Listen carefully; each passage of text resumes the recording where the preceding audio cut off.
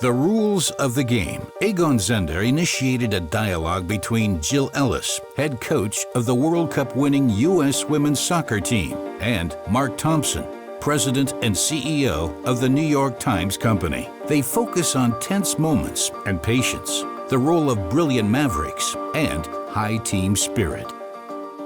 In terms of leadership for me, I think the important three elements for me, it's about connecting with my players. It's really understanding the fabric of the people I work with. It's having a direction, having leadership, a focus of where you're taking this team.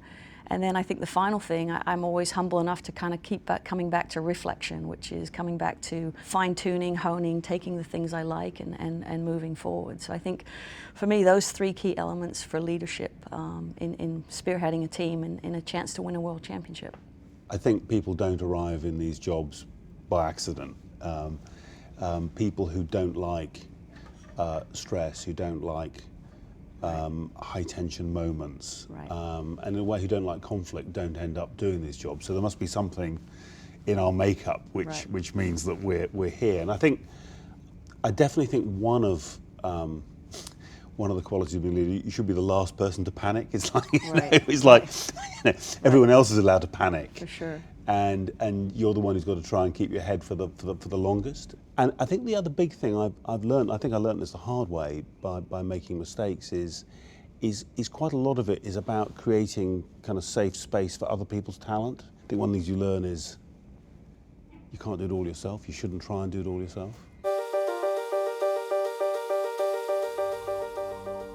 How important is patience, and can one afford to be patient in these days? I'm not a naturally patient person in what I do daily, but I think when you're building something, you have to recognize where you're headed and understand that there's steps to take. It's complicated, isn't it? Because I think in a way, patience is important and impatience is very important as well. I mean, one of the easy things about being a CEO is everything takes longer. You can always wander around and ask people how it's going. You can go for small course corrections. You can deal with crises in your own time. I just think the kind of pressure cooker of the 90 minutes is amazing. Yeah, I think it's the game day situation is what you kind of live for. That's the adrenaline rush. But I think, for coaches, I think it's the confidence in the preparation. There is a process in place, but I think it's making sure that all the pieces understand how they work together. And on game day, it's certainly tweaking things and adjusting personnel or giving specific tactical information. But I think preparation gives me confidence. In a way, in a business, every day is game day at one level. I mean, there's real transactions, real activity with, as it were, people Wall Street keeping score every day. How do you measure success for what you do? How do you measure it? I mean, it's kind of black and white for us, but I would imagine it's very nuanced at times. I mean, look, in some ways, there's very simple ways of looking at our success, and we are in a very challenged industry. Are our total sales over a year, the amount of money we're getting from customers buying our products, are they increasing or decreasing? And are you profitable? I would say, because we don't, sadly, although many people think the New York Times is one of the world's greatest newspapers, we're not like a national team in the sense that the best women's soccer players will always want to be on that team. A real question for us is, are we still attracting the best talent? I think the natural bias in organisations is to underestimate the amount of change that's required. In our condition, to underestimate the extent to which we need new skills. One question for us is, can we work with the great talent we've already got, which is existing talent with existing skills, and can we help them gain the new skills they need? It's very important you don't give up on your existing talent. You give them a chance to show what they can do. Absolutely. I think it's constantly a cycle with the women's team. Ultimately for us, if you can survive in that environment and do well, you belong. So regardless of whether you're coming out of college or you've been on the team for 10, 12 years, The interesting thing about the culture and the climate on our team is that they do welcome the younger players in, because what they recognize is that talent can help them be successful. So there's not this animosity or this environment where you don't bring along or mentor the younger players. There's a lot of good soccer players out there, but what unique skill set do they bring to the table that can help push us on a little bit further? And the sense that if although individual stars matter, and this is a company culture and an industry culture which is very star driven. Right. So the person of great personal creative gifts it's very strong in the and some of them are very famous people because the public follow them as well. Right. So we have a very star driven culture. Trying to get that to work effectively with team working. Yep. So there's some give and take, there's respect for other people's contributions. That's a very big challenge for us, but it's very much, that's more that's what you guys live with all the time. I mean, I think it's allowing sometimes those outliers that maybe don't want to conform to the team. They want their individuality. It's how much are you willing to give, and how much are you willing to kind of keep them, keep them here. I mean, we have some really unique talent. I have some talent in my team that doesn't enjoy training. So how do you get them to buy into the whole and the collective? I mean, the beauty of our sport is one person can't do it alone. It's it's a combined effort. So it sounds like giving people the freedom to innovate is critical to being successful, but at the same time, there have to be these moments in time where the leader has to step in and make an appropriate adjustment in order to realign against unforeseen events. How do you all deal with that? Well, I mean, that's exactly what happens. And I mean, in a funny way, one straightforward form of intervention, one of the most important, is who's going to be on the team. The casting of a team of management leaders has got quite a lot, I suspect, in common with the way coaches think about the team on the pitch. I think part of it for me is managing what techniques help those outliers. It can be as simple as putting them on the bench, right? It can be, that's a technique for getting their attention. Or it can be adding more responsibility to them to try and get them to buy in. Or, sometimes it's as simple as putting the captain's armband onto a player to know that now they're not just responsible for themselves, they're responsible for the whole. Would you both agree that we have witnessed or are witnessing a shift in leadership style, that the times of the drill sergeant or the autocratic leader are long since gone?